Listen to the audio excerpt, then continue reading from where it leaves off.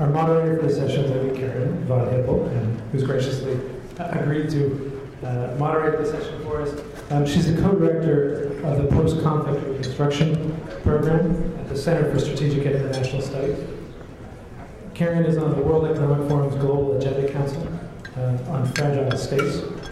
And of her many accomplishments, she advised the Organization of Economic Cooperation and Development on the role of development cooperation in discovering the root causes of terrorism. I'd like to thank Karen for agreeing to ride her on this panel today. It's our largest, but we're going to be limiting each of the speakers to 5 minutes. We clawed back some of our time through good lunch management, and as the panel is arriving, I'll just turn it right over to Karen. So take it away. Thank you also to the New America Foundation for inviting me here to chair this panel. It's really a pleasure to chair this subject on economic development, which I think, as many of us know, is really one of the most critical components of a counterinsurgency or even a robust counterterrorism campaign, the build component. But we are facing a number of really extraordinary challenges in trying to do this work in many parts of the world. I would just like to name 4 right now. The first being we're trying to do development now while getting shot at, for example, in Afghanistan. And many people even argue we shouldn't be focusing so much on the development side in places that are very violent, but rather we should focus our efforts on the north and the west and even the center areas in more of a preventive fashion than putting the emphasis in the south. So this is quite a debate going on right now. Not only are we doing development while getting shot up, but we're also doing development in places where literacy rates are as high as 80%. And in some of these places, you're considered literate if you can just sign your name and that's it. So those are really extraordinary challenges. 80% of the Afghan police can't read or write. We're also trying to do development by remote control. We're doing development in some parts of the world where we cannot show an American face at all. And if we did show an American face, or if people knew that we were involved, it would really put the project and the people involved in the project at risk. So that's something else we're learning how to do now. And then finally, we're also doing development, or we're actually trying to do development, and we're really in direct competition with some insurgent groups who are already filling the gap. So we know that the Taliban and parts of Afghanistan are adjudicating disputes, providing some sort of rough justice. You know, Hezbollah and Hamas provide a range of social services. And even in Somalia, some of these Islamic insurgent groups have been providing social services over the years. And so we're really trying to compete in some places where the insurgent groups have already filled this void. Now, it's a great pleasure to moderate this panel of 5 gentlemen who are all really experts in this subject. And by experts, I mean they have extensive field experience. They've lived and worked in a number of really complex environments. I'm not going to introduce them each individually because you all have the bio, and really in the interest of time and to have a good Q&A session, I'll ask you to read their bios. But what we'll do is that each speaker will only speak for 5 minutes. I'd ask them all to focus on practical ways to do this type of work if they believe it can actually be done. So what we'll do is we'll first hear from Rob Jenkins, who is now at the State Department, then from Stephen Lennon, who is at OTI, the Office of Transition Initiatives, then from David Katz, who is a career Foreign Service officer. Fourth will be Spike Stevenson, who's a retired Foreign Service officer, but also still advising on these issues. And then finally from Andrew Wilder, who is the research director of the Feinstein International Center at Tufts University. So without further ado, and you're welcome to stay seated if you'd like, and I'll also sit down. Thank you, Karen. First, some of you might be expecting or even hoping that the State Department representative might make some pronouncements on grand policy. Unfortunately for you, but fortunately for me, I'm not the person that Secretary Clinton often turns to make such pronouncements. So I'm going to speak basically on my own thoughts and some things I've been thinking about on the topic. When the announcement for this event came out, a colleague of mine immediately emailed me, saw my name listed on this panel, and said, "So Rob, now you're an Al-Qaeda expert?" And I said, "No." But the fact that a development professional like myself is sitting on a panel like this one here on this topic shows us, I think, it's more proof of just how far we have all come since 2001 in our thinking on the role of both diplomacy and development in our national security, whether it be counterinsurgency, counterterrorism, trying to rout out Al-Qaeda. When I started in 1998 with USAID, you would have been very hard pressed to find someone in the hallways of USAID using the terms counterinsurgency or counterterrorism. You'd be even harder pressed for someone to tell you the difference between the two. Things have changed dramatically since then, and a lot of good work over the last few years has gone into building our government's capabilities and capacities to really bring both diplomatic and the development tools that we have into the fight. The office that I'm currently honored to be the deputy at, the Coordinator for Reconstruction and Stabilization, is part of the State Department's response and bringing together an interagency mechanism and building new capacities, including a civilian reserve component that allows our government's civilian side to get out there faster and to be helpful in the fight that we're faced with. The other panels are going to give you some examples that are real-time, real-world, of the kinds of innovative and creative things our government's currently doing to put our economic assistance, foreign assistance, development projects into the fight, as I said. I'd like to just say, while those gains have been substantial and we're learning more and more every day, I think they're still limited largely, and our attention has been limited largely to tactical operations in places like Afghanistan, places like Pakistan, and those are critical. They're crucial. But I think we might want to widen our aperture a bit as well and look further out in a more strategic way.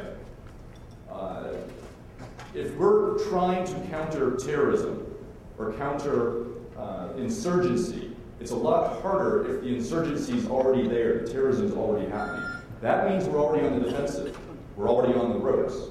So while we have to do that, I think we as a government on the civilian side need to take a more concerted and collaborative and targeted focus on where's the next Afghanistan going to be? Where's the next Pakistan going to be? It's very, very difficult to try to keep a 17 or 18-year-old young man from becoming radicalized.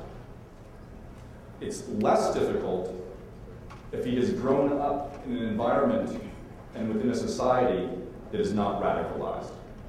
So while we need to keep the focus that we currently have on how do we do counterinsurgency, counterterrorism efforts, we also need to look at what amounts to very good development in places that aren't yet havens or potential havens, but might become those havens. And we need to sort of look at whether it is a civil society program, whether it is a girls' education program, whether it's an agricultural program. All of those are part of our national security, not just in a place like Pakistan, not just in Afghanistan, not just in Colombia. But we don't know where the next place is going to be. So we keep the focus on the here and now, and where we're already in this struggle, to prevent the future failing states, we need to have the same sort of attention, the same sort of collaborative and coordinated action and focus on where is the next place going to be. And I'll stop with that. Thank you, Rob. Stephen, please.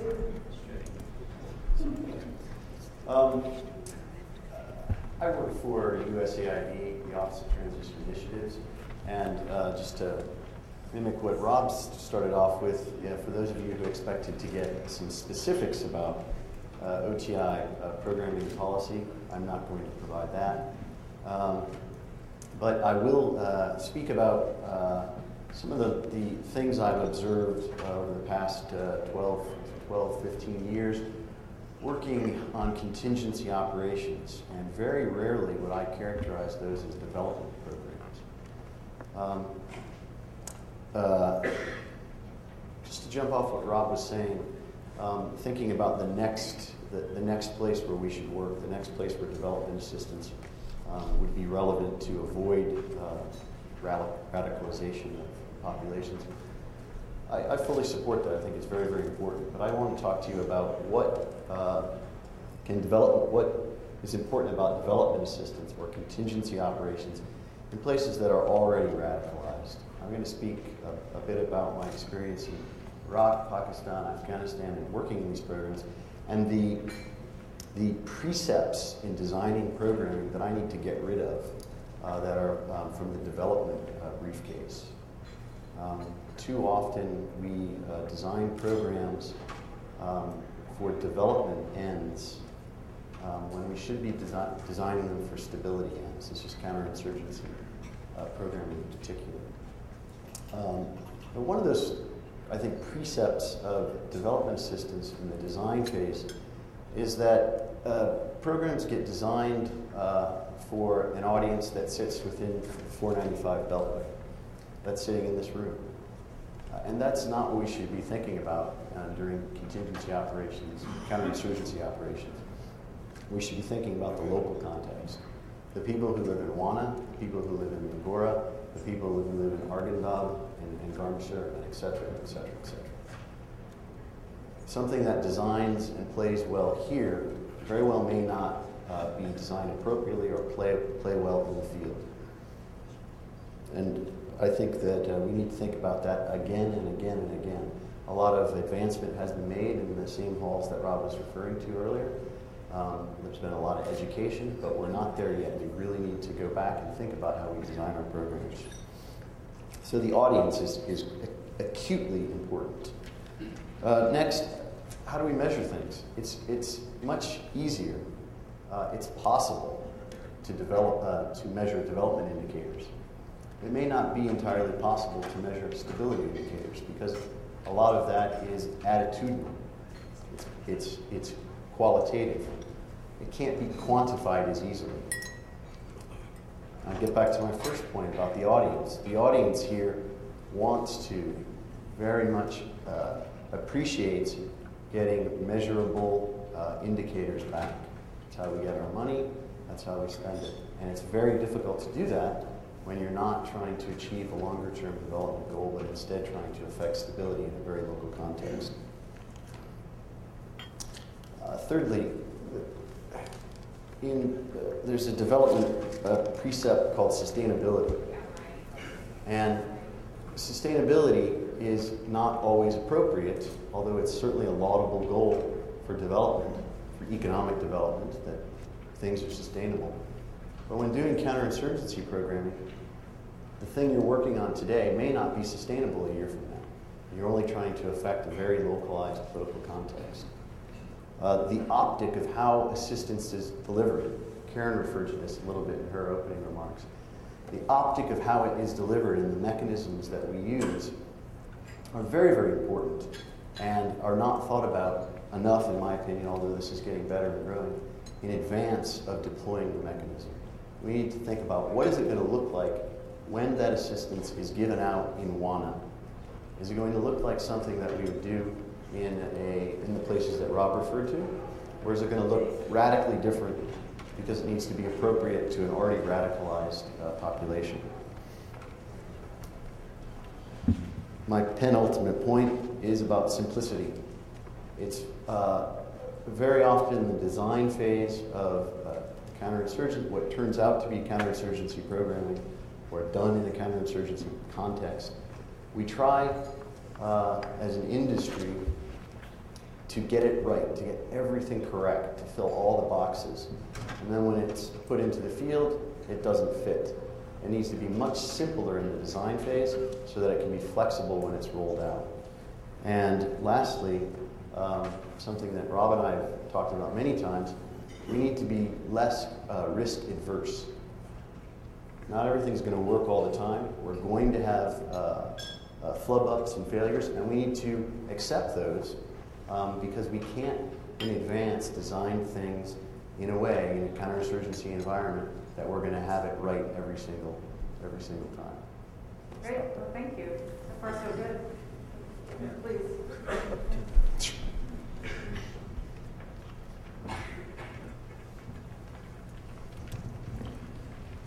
My colleagues on the panel were admirably brief, and I'd like to go and discuss a little bit more of a case study approach rather than some of these general topics.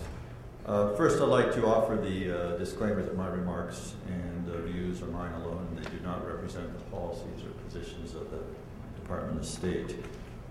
I'll briefly describe development efforts in Nuristan province, a remote and intriguing region in northeastern Afghanistan. Sadly, Nuristan has been in the news lately. On October 3rd of this year, insurgents attacked 2 bases in Nuristan's Kamdesh district, resulting in 8 Americans killed and 24 injured. This was the most lethal engagement involving Americans since the July 2008 assault on an outpost at Want, which is in central Nuristan. In that incident, 9 Americans were killed and 27 were wounded. After that, coalition forces pulled out of the district in which Want is located. You may have seen the series of articles in the Washington Post a couple of weeks ago on the aftermath of that incident and the reassessment that's going on now in the military. And shortly after the Kamdesh battle, coalition forces withdrew from Kamdesh. Earlier this week, the final outpost in Kamdesh, in eastern Nuristan, was abandoned. In Nuristan, we can see how the strategy of the military in dealing with the region thought to offer sanctuary for insurgents has evolved. In the years after the collapse of the Taliban regime, Nuristan was largely left alone. Only a few small special forces operations were conducted in pursuit of high-value targets, and they yielded very little. Later, the coalition set up bases in neighboring provinces, the more accessible provinces, and from there they tried to conduct small development projects, what they call quick impact projects, into Nuristan from there. In early 2006, a decision was made to remove several U.S. units from southern Afghanistan and to shift them to the east. At that time, the military planners thought that the situation in the south had stabilized. U.S. units that had departed from the south were replaced by NATO units from the Netherlands, the UK, and Canada. One objective of this alignment was to expand the coalition presence into Nuristan province and other parts of eastern Afghanistan adjoining the Pakistan border. Nuristan has long been a cause of concern. It was viewed as a possible sanctuary for insurgents. It has a long, uncontrolled border with Pakistan. It has rugged terrain. It has few roads. Nuristanis have a reputation as fierce warriors. This is a reputation in comparison to other Afghan populations that themselves have a reputation for being quite fierce. They were among the first to rise up against the communist government in 1978. Afghan communist troops and their Soviet allies were never able to penetrate Nuristan province. During the 1980s, Ahmad Shah Massoud's Mujahideen that were based in the Panjshir used routes through Nuristan to go and obtain supplies and material. Also, there have been unconfirmed reports that senior Al-Qaeda leaders had spent time in Nuristan province. In the 2006 redeployment, 3 coalition units moved into Nuristan. These units were small. One of them was a provincial reconstruction team. They were not configured for offensive operations. Their mission was to establish a presence and to send a message that the Afghan government and its coalition partners were there and would be doing things in places where there had never been a formal Afghan government presence before. The coalitions all did the same things. They distributed humanitarian assistance, they offered some rudimentary medical care to the people, and they contracted for small projects aimed at benefiting the people under what they call the CERP. This is the Commander's Emergency Response Program. CERP, which started in Iraq after the invasion, is a centerpiece of our counterinsurgency strategy. Its purpose is to enable local commanders to respond to urgent humanitarian and reconstruction requirements through programs which bring immediate benefit to the population. Coalition efforts were focused on 3 sectors: security, governance, and bringing economic development. Security centered on trainers going and mentoring Afghan police and army units. Subnational government efforts, in principle at least, was to be using mentors and also to have a presence there that would go and let the Afghan officials know that we were keeping an eye on them, and if we saw misbehavior, that we would go and inform the central government of what they were doing, and perhaps they could be yanked. And so it would go and bring a slight better behavior on our part, and development mainly focused on certain type of programs and quick impact projects. But other development initiatives were undertaken as well. The most dramatic involved several road projects in Nuristan totaling over $100 million. Projects in Nuristan province, the least populated province of all of Afghanistan, accounted for more than 1/3 of the total SERP road projects in the entire country of Afghanistan. Beyond the military managed activities, there were only a few other U.S. funded activities in the province. USAID had gone and sponsored some hospital and school, some clinic construction in schools under a general nationwide construction programs. At the time, in Nuristan, no other foreign organizations had a permanent expatriate presence. The UN Security Office had declared most of the province as simply too dangerous for foreigners to operate. The coalition expansion in Nuristan that started in 2006 has now largely stopped. This effort has produced few lasting positive gains in any of the three sectors we are working. In many ways, the people of Nuristan are worse off today than they were before we moved into the province. All of those road projects have either been canceled or postponed, and not a single one has been completed. After last year's Wan incident, representatives from communities in that district came to the coalition and they asked the coalition to leave. They complained that the coalition presence was making their lives more dangerous, that insurgents had become more active and aggressive in the region, and that there were more battles between coalitions and insurgents which destroyed property and wounded and killed innocent residents. Given Nuristan's terrain and its dispersed population and lack of roads and other challenges, it is hard to envision what kind of foreign presence could bring development when the enemy is willing and capable of targeting coalition projects, facilities, and those locals who are willing to go and work with the coalition. But despite the difficulties that the coalition faced in Nuristan, development was and is taking place. This development has foreign funding, and it even has been branded as coming from the Afghan government. One successful program is what is called the National Solidarity Program. In this program, Afghan representatives from the National Solidarity Program work with communities to select and plan projects, and then the communities receive a block grant to buy equipment and supplies for the projects, and then the community provides in-kind labor. Another successful program involves the expansion and delivery of health services under the auspices of the Afghan Ministry of Public Health. The ministry, with its foreign partners, has formulated national standards and guidelines for health care, what it calls a basic package of health services. And then Afghan health workers are delivering these services out in the rural areas. But the training, the support, and the administration is often handled by the foreign organizations. Both programs are largely funded by foreign donors, and both have foreign NGOs that are responsible for the activities in the provinces. In both programs, if the security in the region where the programs are operating is a concern, the foreign staff does not have to venture into the dangerous areas. They can run these programs from regional centers or from Kabul. The foreign involvement was not obvious in the countryside of these programs. By operating this way, there was no need for the facilities with the security and the living and working conditions that expatriate staff typically demand.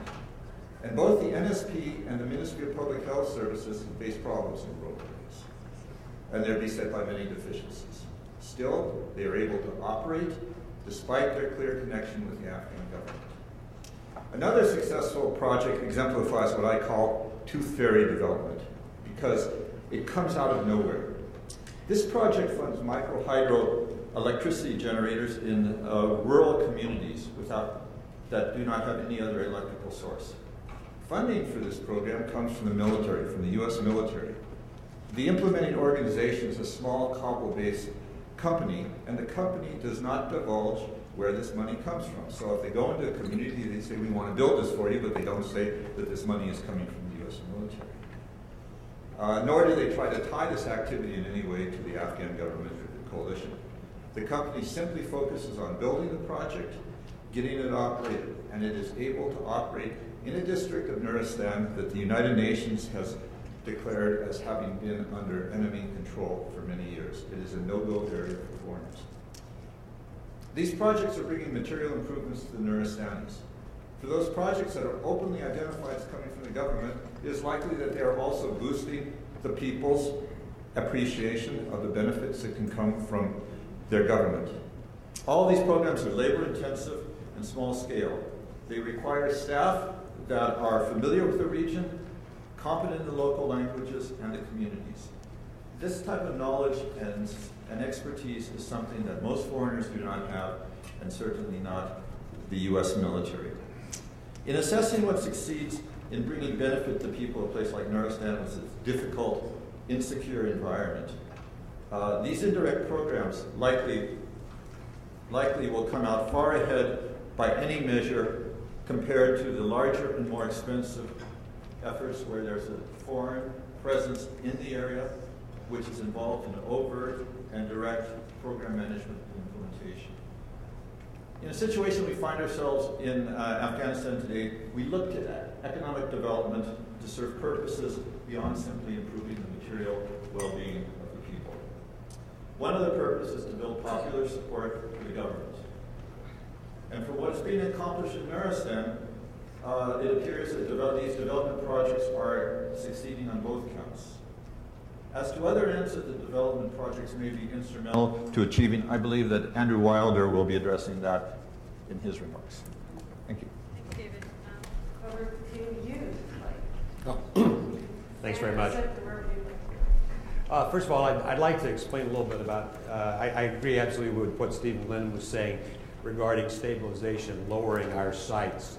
Stabilization, what we talk about in the business, is basically just enough economy, enough security, and enough governance so that you get a degree of stability that allows you to begin to do the things that are reconstruction, that are more transformational as far as the country is concerned. But in places like Afghanistan and Iraq, and I've been in both, we really should be focusing on stabilization, and we shouldn't be focusing on the large, if I would say, larger issue of what kind of government structure we're going to have. The other point that I would make is one I think that we've all alluded to here. I'll give you a little example. When I became the mission director in Iraq in 2004, we had about 50 contracts and grants and about 800 contractors, meaning expatriates in country. When all hell broke loose on April 4th of 2004, within 5 or 6 days, I had 150 contractors and expatriates left in the country. One of the things that we discovered during that period, there was a period of almost 2 months where most of them were gone because it was just too dangerous for them to work or to get them back into the country, was that where we had a very, very strong Iraqi component, that basically the work wasn't very much affected. That they could still receive supervision by cell phone, by computer, by email. There was a dialogue that continued to go back and forth, and so it just didn't really slow down. I mean, the offensive didn't harm us very much. So when we got them all back in, or actually we never brought them all back in because I reduced it down, the number of contractors down to about 350 from the level of 800, and we increased the Iraqi component. Which brings me to the second point that I wanted to make, and I think that is that what we have found, and my company is currently working in about 12 hotspots around the world. And in all of the places that we work, what we do is we have a very small expatriate footprint, and we have a very large local national footprint. Now, sometimes that's disguised as government, sometimes it's disguised as an NGO, or it's branded that way. But what we have found works best, and I think that OTI has found works best, is where you have a very large local face on the efforts that you're doing. I just flew in from Afghanistan last night, so if I start babbling, Andy can slap me. But we were talking with the military. My company works with both the military and with USAID and state. But one of the people I was talking to out there was Seth Jones, his recent book that has come out, In the Graveyard of Empires. He quotes Lord Roberts of the Second Afghan War. It's a great quote, and it is that the less they see of us, the less they will hate us. And I think that is particularly true in a place where we are so culturally different, as is the case with Afghanistan. Third point I want to make is that we too often try to remake countries in our own image. That they have to be democracies, they have to be bicameral, they have to have a strong executive. You go into a country like Afghanistan, which has never, ever had a strong central government, but has had traditional structures that are highly decentralized. And what we try to do is to graft a strong central government, and we try to graft subnational institutions onto a country that really doesn't want them, or on the people that really don't want them. And then I think the last point that I would make is that I was on the PRT, the interagency PRT assessment in 2005. I've also taught PRT or trained PRT at all three of the combat training centers for the last 3 years. I'm not a big fan of PRTs, particularly in a country like Afghanistan. You cannot imagine how deeply offensive it is to a Pashtun. When 12 Humvees every 6 or 8 weeks roll into his village, people jump out to set up a security cordon. You go and round up the local shura, you talk to them for an hour or so, drink some tea, and then get back and leave. And basically you've been pointing guns at them in their own home. It is far better if we can do development, as Mr. Katz was talking about in Nuristan, if we can do it with locals and we can brand it so it is entirely local, and we are best unseen, we are invisible. And I'll stop there. Thank you. Thank you, Bud. Excellent. And our last speaker, Andrew. Thank you, and I'll definitely be building on some of the comments already made. I'd like to briefly just share some of the preliminary findings of research I've been doing for a little over a year now in Afghanistan with some other colleagues. In a way, looking at the assumption of is aid effective as a stabilization tool, because this is now central to our counterinsurgency doctrine. It's a major assumption driving large amounts of how our development aid is spent.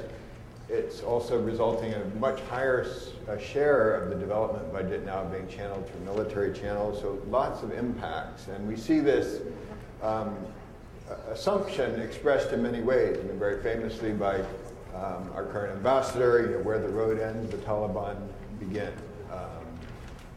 Although unfortunately most of the roads we've built are too dangerous for me to travel on, so I don't fully understand that one. But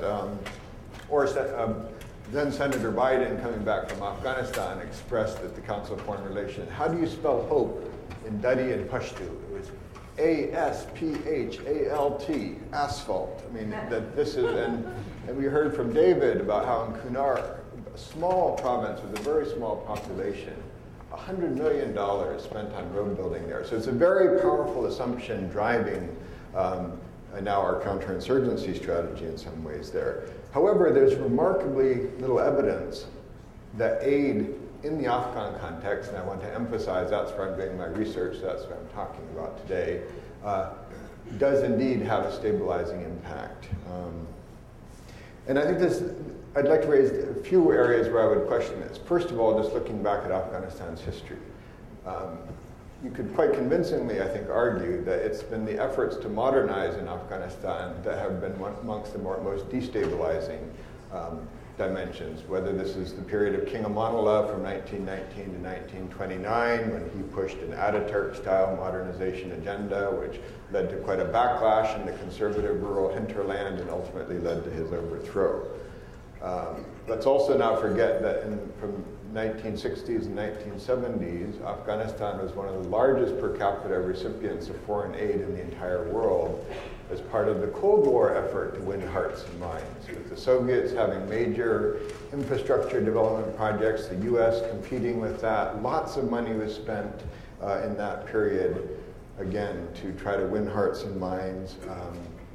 And I think there's lots more to learn, which we haven't done yet, in terms of the Soviet experience in the 80s. The Soviets had thousands of economic advisors in Afghanistan in the 80s, invested a lot in infrastructure projects, as well as other things like rations and other programs, and their effort, in part, to win hearts and minds. And I think it's hard to point back to any of these historical lessons to try to conclude that aid programs have had a significant impact in terms of improving security in the Afghan context. And of course, I'm not saying here we shouldn't be doing development, and that there haven't been very positive development outcomes from a lot of these efforts. I've been a development worker most of my professional life, so I'm deeply committed to that.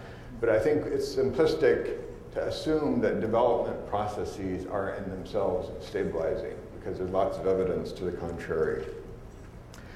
There's another quite strong assumption, which I'm not quite sure where it comes from, that in the Afghan context, poverty is a major driver of insurgency. There's not a lot of evidence for that in the Afghan context.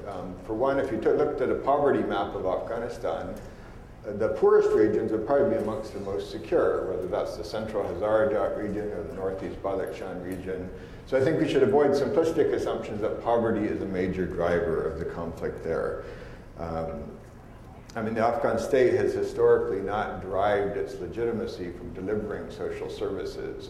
And so when we come in and really assume that what we really need to do is go out there and deliver health and education, and these things are going to help legitimize the government and help bring security, again, we should be doing those things, but let's not assume that they're going to be stabilizing. The research we've been doing has shown, not surprisingly, it's perceptions in a lot of these areas. Looking at what are the causes of insecurity? Well, again, what Afghans in these areas are saying are the causes of insecurity. Number one is the Afghan government. A bad, corrupt government, predatory police force, the inability to get justice. A lot of these things came out quite strongly in the interview, that the government was part of the security problem. We heard earlier in some of the morning presentations about, again, the presence of international troops and what Western foreign policy, U.S. foreign policy represents in these contexts. The belief that we're violating the traditions and culture in Afghanistan. And in particular, in a lot of the interviews, the issue of our detention policies has come up. I mean, I've interviewed in Paktia many people who have relatives or have themselves spent time in Bagram for 1, 2, or 3 years and then just released with maybe an apology, but so I think that kind of thing has generated a lot of ill will. Neighboring countries, Pakistan, the role of Pakistan's intelligence agencies comes out in a lot of the interviews as something driving the conflict. Ethnicity comes out very strongly in the South. The feelings of Pashtun disempowerment, that the minority groups in Afghanistan have gotten too big for their boots, especially in that they dominate the security forces, whether it's the ANA or the National Police or the intelligence departments. Of course, when you do research in the North, you get a very different perspective. But I'm just saying, in terms of perceptions, these are some of the things that are driving the grievances. People aren't talking about a lack of schools or roads or clinics. And it's interesting to look, what are the Taliban offering? What did they offer in the 90s? What are they offering today? It's largely security and quick and speedy justice. And you might not like the niceties of their justice, but when the alternative is going to a government court and having to bribe people and never getting a decision, sometimes their form of justice looks quite attractive in some areas of the South. So the Taliban are not offering to come in and build roads and schools and clinics. Also, there's an assumption that our aid efforts win hearts and minds. And again, if you've been an aid worker, a development worker, you'll understand you shouldn't go into that business to become popular, because it often generates a lot of discontent. In the research we're doing, the most common response, you get nothing has been done. And this is after a decade where probably more has been done in Afghanistan than any other decade in Afghanistan's history. And lots of good work and also lots of bad work, but lots of positive things. David mentioned the National Solidarity Program, health sector. There's been some real success stories. You can travel down a brand new road, talk on your mobile phone, go to Gardez where the roads are all published and people are saying nothing's been done. Also, it creates winners and losers. And I just was in Rozgan province in the south in June, July, and there's a strong perception that the president has been backing his tribe in that area politically. A character from that tribe is the main runs this main militia who gets contracts from U.S. Special Forces to provide security on the roads. He has the biggest construction company, so he gets aid contract. So one tribal group has gotten quite strong through the aid and security economy there, and pushed many of the rival tribes into the arms of the Taliban. So again, these winners and losers that aid creates. Again, perceptions of corruption, bad quality, the wrong things are done. We want dams and factories, and you're just building little irrigation channels. Again, so very rarely do people in these interviews say, we are really, really grateful for all the wonderful things you've done for us. So this idea that this aid projects win hearts and minds, I think we need to question. And finally, the research is showing that not only is aid not stabilizing, but in the South, where we are spending lots of our money, aid in many cases, I think, is contributing to instability, where there's quite a bit of growing evidence of aid money ending up in Taliban coffers, because if you're going to be giving a contract to a construction company to build a road in a highly insecure area, not surprisingly, some of that money probably goes to the Taliban to provide security or not to create insecurity while you're building the road in their areas. So the whole political economy of aid, we have not really understood very well in Afghanistan. And I think the most destabilizing aspect is the corruption which it's fueling. Everyone is getting very hot and bothered about corruption in Afghanistan, but we don't look at the fact that it's actually our aid money, which is a significant contributing factor to the corruption problem. And of course, there's the drug economy and other dimensions too. But when you spend large amounts of money, and we're talking large amounts of money, the CERT budget for next year is being increased to $1.2 billion. That's a lot of money in the Afghan context. When you spend that kind of money in insecure environments with weak institutions, limited human resources, very little capacity for oversight, anywhere in the world, that would fuel corruption. And Afghanistan is not an exception. So I would just say that we need to be much more cautious in our assumptions about aid winning hearts and minds. And just lastly, in terms of when it comes to recommendations, which Karen asked us to provide, unfortunately my recommendations are not ones that I think necessarily are realistic in this town, which is that, less is more. In the Afghan context, especially in the insecure areas, I think there are things you can do, especially some of the approaches I think David was talking about. But that's best done in small amounts of money, not large amounts of money. And so I would argue that we should do less is more. Big is not better. These small-scale national solidarity programs probably have bigger impact than some of our $100 million road building projects. And I would also argue we should be looking to more at rewarding security, not insecurity.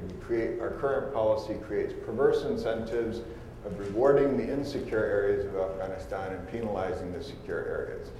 If you do not grow poppies in Afghanistan and you do not have Talibs, the Afghan perception is you're not going to get much U.S. government development assistance. And then the final point is to measure impact. In April of this year, the U.S. Army published a commander's guide to money as a weapon system manual. To me, if this is viewed as a weapon system, at a minimum, we should be testing its effectiveness. I would like to think that other weapon systems do get tested for effectiveness more than we have this one. And so that would be my last comment, is we need a lot more attention to looking at, if there's impact, it makes sense. If there's no impact, then we shouldn't be spending our development dollars to try to achieve the security objectives for which there's no evidence. Thanks. Great. Well, thank you very much, Andrew. That was a great way to end it. And I'm keeping furious notes. I'm going to do a little summary at the end. But maybe what I'd like to do now is take about 5 or 6 questions. And my panelists are going to take really good notes. And I would also like the first 4 panelists to think about responding to some of Andrew's points, too, as well, because you raised some really critical points. So let's start out right here, the lady here. And please introduce yourself. Thank you. Trudy Rubin from the Philadelphia Inquirer. There seems to be a consensus that small is better. Everyone talks about the National Solidarity Program and CERT funds. What I'd like to ask is, has your consensus penetrated the overall approach of USAID, the US government, the approach towards using foreign contractors? And also, as of about 6 months ago, the last time I was in Afghanistan, there was great interest in trying to funnel CERT money through community development councils from the National Solidarity Program in the South. I'm wondering if any of you know if that has happened or whether it's happened elsewhere and whether you think it's a good idea. Super question. Gentleman right here, please. Oh, no, I'm sorry. Right here. Yeah, the glasses. Thank you.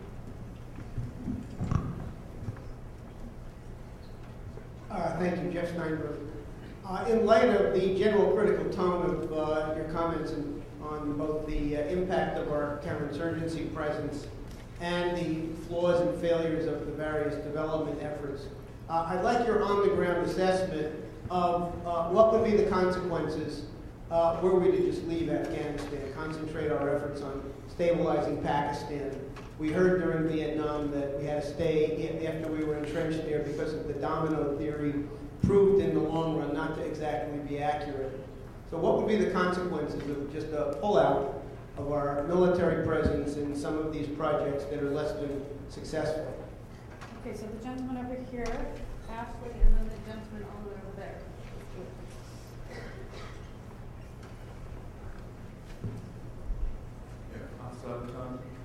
I was wondering if USAID has any program to eradicate poppies in Afghanistan, because it's directly related to a lot of problems there. Thank you. Okay, thank you. Ashley, behind you, right behind you, yeah.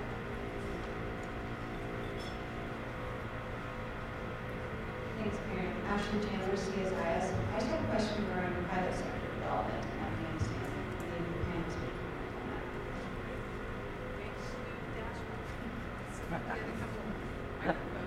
Hello, Oh, yeah, great. I'm Douglas Burrell with Catholic Relief Services. What would happen if we said that money is not a weapon system? What would happen if we said that we should stop using the military as a funnel for doing development work and instead use the civilian capacity of the State Department as the main conduit for the work that we do, albeit with some understanding of security problems. And to that end, why don't we use organizations that are local, community-based, and accountable, as some of the other questioners have mentioned in their comments?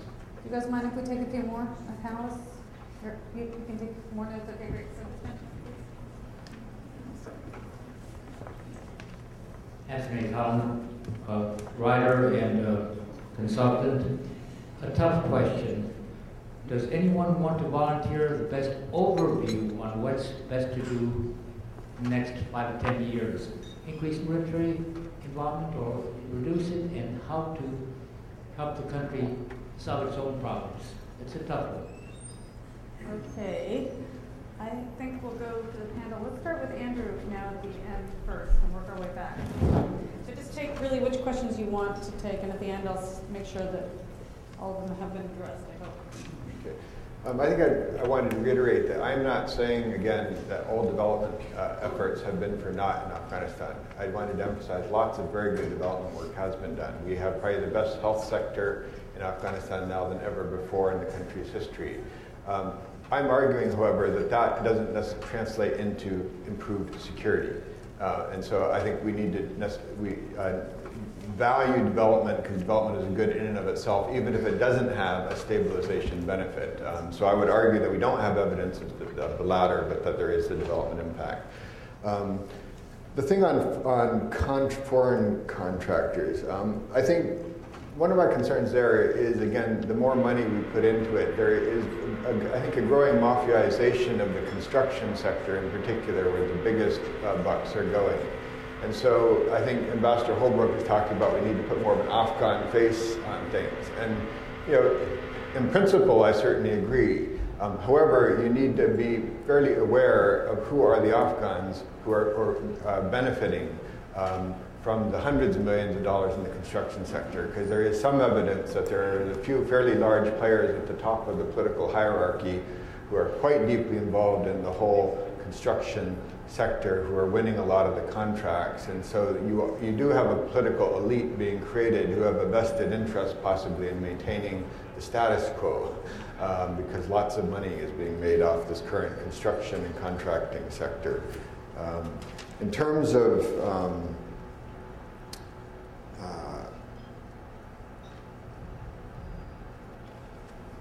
I think on civilians rather than DOD, well, I do agree the issue of using local organizations where possible, and here's some of the local NGOs would be in favor with. I think the issue of the civilian surge or the upsurge or uplift, I guess we're calling it, I'm quite skeptical about because no one can quite explain to me what these increased number of people are actually going to do. When you actually go down to the PRT level, or even now the talk is to the district level, with the security requirements, it's quite unclear to me what added value lots more highly expensive foreign expatriates are going to be able to do at that level. So what one concern is that they're not going to be able to do much except maybe increase turf battles amongst the very little limited turf that you have to fight over amongst the others. You have your colleagues. Perhaps a more frightening scenario is that they'll end up finding lots to do and be very effective. And I think that's probably a more serious problem because already the PRTs are creating a parallel government structure that's of course much better resourced than the government structure. And the more we end up doing ourselves, I think the more difficult it's going to be able to come up with an exit strategy. There's also a tendency to create a much more expensive form of government than the Afghan state is ever going to be able to sustain. And so creating provincial level committees and district level committees and all these different levels. So I'm personally not in favor of sending more civilians. Again, it comes to your perception. Are they going to be able to do more good, or are we perceived to be part of the problem? And my own view is that increasingly in southern parts of the country, in particular where the insurgency is, we are perceived to be part of the problem. And so our sending more people into that environment, I think, is going to be counterproductive. I guess I'd like to address the less is better. I think that one of the things that you have to remember is you sort of need to work from the bottom up and you need to work from the top down at the same time. When I say top down, that's the sort of thing as establishing an independent central bank or establishing an independent judiciary or working on education and so forth, kind of transformational things. From the bottom up, that really is the less is better part of it. And one of the aphorisms that I use is that very often you will find that you get a lot more out of a $30,000 project than you do out of a $30 million project. And I think the other thing that one has to realize is that we had this, you keep hearing this focus on projects, the generator, the well, the schoolhouse or whatever. No question these things can improve people's lives. But in the whole business of counterinsurgency or the business of community development used as a counterinsurgency tool, that project is not the end state. The end state is really improved security, but you don't get that by building by drilling the well. What you get, the way you get that is by making a community more cohesive, by having them go through the process of themselves, doing the selection of their priorities, supervising the vendor, selecting the vendor, so that they feel that they drilled the well themselves. It's that process that is the thing that is most important, and that's what's called a constituting process. That's what builds these institutions from the ground up. They may not be government institutions, but they are the kinds of institutions upon which a fairly democratic government has to rely. And a gentleman asked a question: what would happen if we all left tomorrow? I rather agree with Andrew. I think that if we had less visible presence, particularly in the South, that it would actually improve the security situation. I don't think any of us are advocating that a complete withdrawal of civilians, and although I think that the notion of flooding these PRTs with civilians is wrong-headed. But I don't think any of us are talking about a complete removal of ourselves from Afghanistan, because I think that whether you're talking about military or civilians, I think would be disastrous. A couple of things. On the contractors, as Andrew said, Ambassador Holbrook has been pushing that. My experience out in the field is that everybody wants to get a contract, nobody wants to do the work. And what they do is they get these contracts and then they go and subcontract and subcontract and subcontract. We had a lot of experience in the province where the people in the province said, look, why are you allowing people from other provinces to go and bid on these contracts? We want to be able to go and make sure that the benefit comes to people in our own province or our own district or our own valley or whatever. But if you go and say, yeah, we understand that and that's something we want to do, then what happens is that they know that they can go and they've got exclusivity on this and they collude amongst themselves, and then they go and work very, very slowly and do all these kinds of things like that. So while in principle it's good to go and make sure that the benefit of your assistance is going and reaching the people to the maximum extent possible, there are downsides to going and simply saying, okay, everything's going to go to Afghans or people in Nangarhar or people in Nuristan or whatever. More money through SERP, I think that, more SERP money through the NSP. The NSP, once again, I think that the experience is that it's a good, strong program, but it does have its problems, and it requires a very, very labor-intensive effort. And they have this trust fund, and money is slow to be dispersed, but I think that putting more CERT money through there is probably something which makes a lot of sense. Although, once again, there are a lot of people who want to go and see that money is branded, with the United States brand on it, and with the NSP, that isn't the case. Local community-based organizations to go and carry these off. There aren't a whole lot of them in Afghanistan. There are some NGOs, but once again, the notion of what an NGO is for us and what an NGO is for people there is different. I mean, people see it as an opportunity to go and profit from that. I think that the idea of local community-based organizations undertaking this, I think this is very interesting. I think in the expanded effort that we have in the NWFP and the federally administered tribal areas in Pakistan, there are some very, very good programs in Pakistan, community rural support program that have been established and been working very effectively at the community level in some of these very, very difficult areas. And I would hope that as we go and put a greater emphasis on assistance to basic human needs in Pakistan, that they go and make use of some of these well-established organizations that have very, very effective procedures set up to go and handle these kinds of things.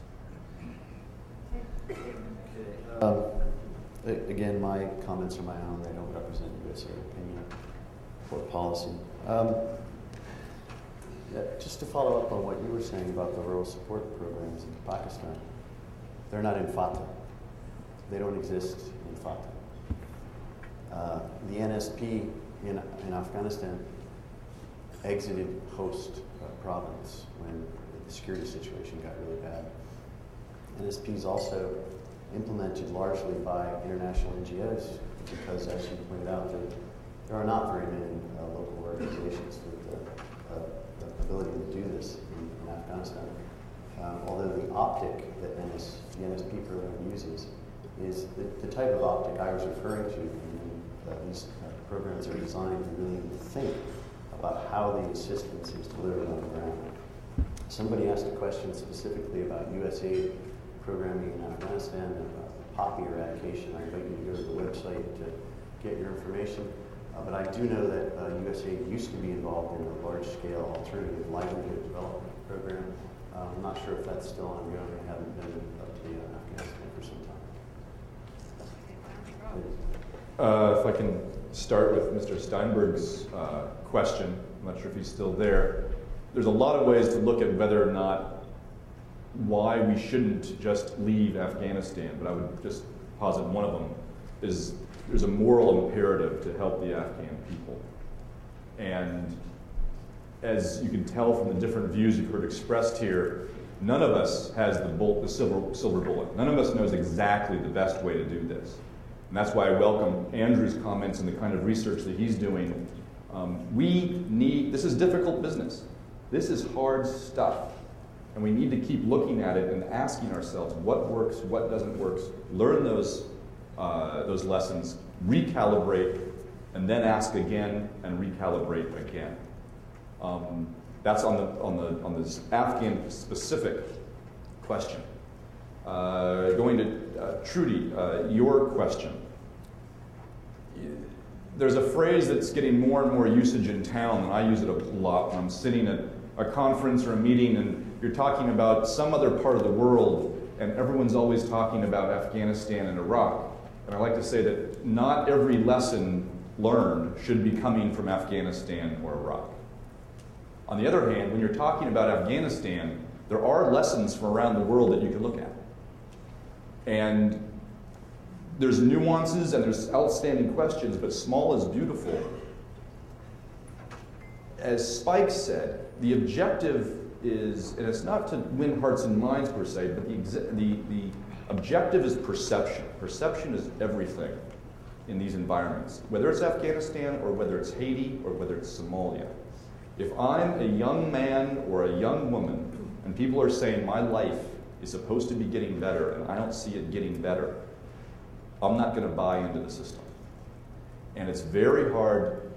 So that the trick there to not get, as Andrew was talking about, we could do a whole bunch of development and people say, you haven't done a thing. It's because we're not giving them what they were looking for. The trick is to go down to the people, as you're saying with community groups, listen to them, ask them what they want. And we don't care if it's a school or a retaining wall or a soccer rally. If that's what people want, that's going to make them see that today is a little bit better than yesterday and tomorrow might be a little bit better, the process of having them speak to us, we listening, and them seeing some change is a good thing. Whether it all adds up in the long term to great change or not, we'll let the researchers figure that out. But when you're talking about stabilization right now, here and now, is this village going to go our way or the other way? You can't do that just with these big projects. If you're going to listen to people and do what they want in a community setting, by definition, that project's going to be smaller. In reference to the question, the gentleman from CRS about and also the 5 to 10 year question, the big one. The balance between what our military does, what State Department does, what USAID does. As many of you probably know, Secretary Clinton launched this month the first ever Quadrennial Diplomacy and Development Review, the QDDR, which is taking a hard and fast look at where do we want as a government to be, state, USAID, 10 years out, what do we need to get to do that? It's an intensive process that is getting a lot of attention. I'm missing 2 meetings today on this, being here.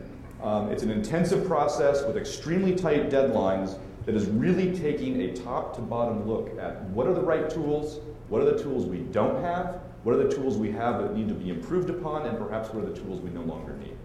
I don't have an answer right now, but the process is in play. As we look in the next few months, it is a consolidated look at where we should be and what we should be doing. Thank you.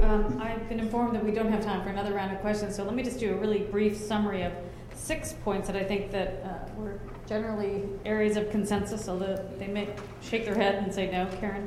The first is that small and well designed. Obviously, it sounds very trite, but we don't do that enough. I think, as Spike was saying, locally driven as much as possible when security is an issue, especially. But really, NSP is a good example of locally driven with quiet external assistance. I think, as David was emphasizing. Program flexibility, taking risks, and being adaptable.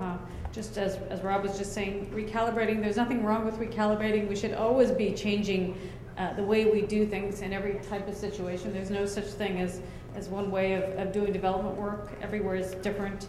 I think Steve was talking about measuring impact as much as possible from the perspective of the local actors, rather than from all of these grids that we use in Washington. There were several people talked about thinking through the unintended consequences of our aid very carefully. We don't do that enough. Let's not rush in to spend money. We're always under pressure to spend money. We lose the money if we don't spend it. Well, that's okay. We can lose it, rather than, if it's counterproductive. And then finally, as Andrew was saying,